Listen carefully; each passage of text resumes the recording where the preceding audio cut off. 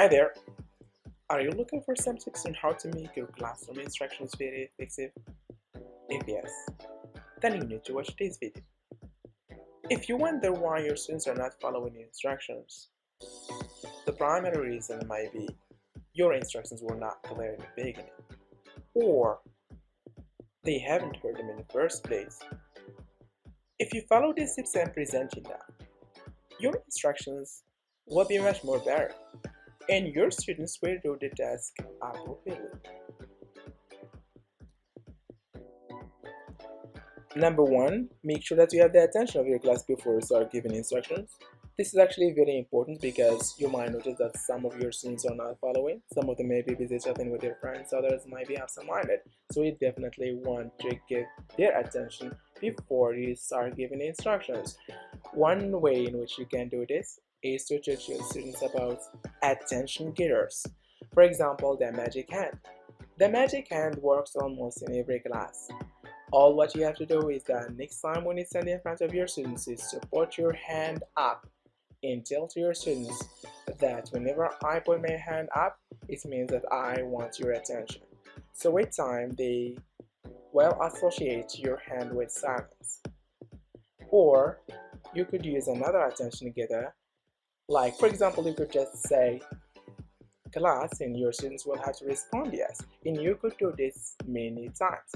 You could say class, class, and then they will respond yes, yes.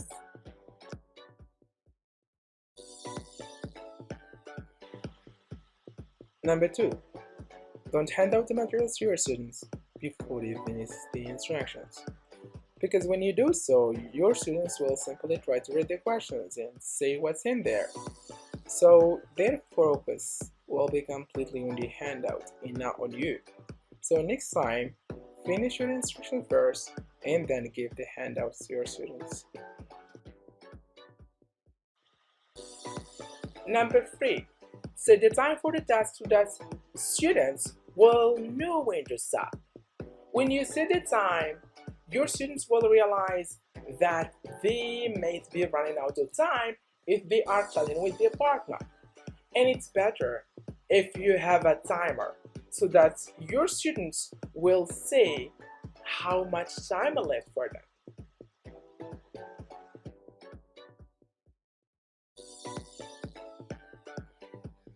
Number four, grade your language according to the level of your students.